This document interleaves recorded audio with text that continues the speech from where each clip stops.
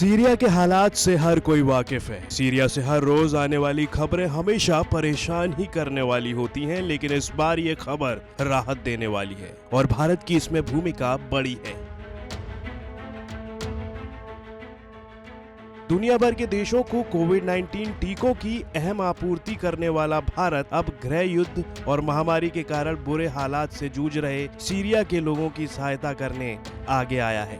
भारत ने सीरिया में टीकों की आपूर्ति सुनिश्चित करने के लिए संयुक्त राष्ट्र और उसकी एजेंसियों के साथ मिलकर काम करने पर हामी भर दी है।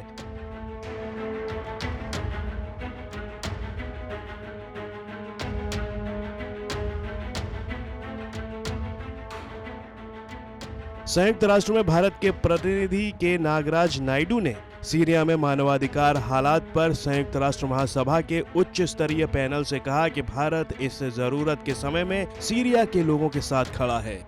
नायडू ने कहा, 10 साल तक चले सीरियाई संघर्ष के कारण सीरिया के लोगों को बहुत कुछ सहना पड़ा है। देश कोविड-19, सर्दी के मौसम और खाद्य असुरक्षा के कारण मुश्किल हालात का सामना कर रहा है, जिसके कारण 62 लाख विस्थापितों समेत 1 करोड़ 70 लाख सीरियाई लोगों का भविष्य खतरे में पड़ गया है।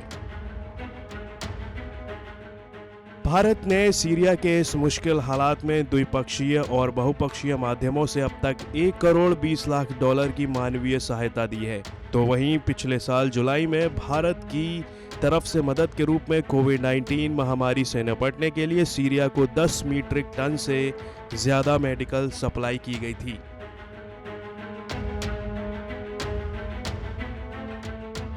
साथ ही इस महीने की शुरुआत में 2000 मीट्रिक टन भोजन की भी आपूर्ति की गई है। इंडिपेंडेंट इंटरनेशनल इंक्वायरी कमीशन की ताज़ा रिपोर्ट और संघर्ष में शामिल पक्षों द्वारा मानवाधिकार उल्लंघन के मामले बताते हैं कि प्रभावशाली देशों की मिलीभगत के कारण सीरिया संघर्ष का अंतर्राष्ट्रीयकरण हो गया है।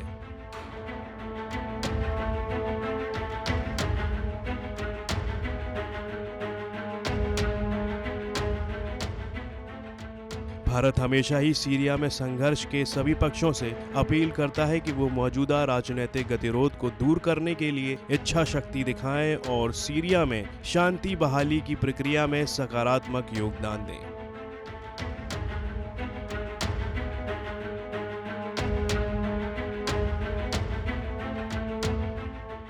ब्यूरो रिपोर्ट, भारत तक।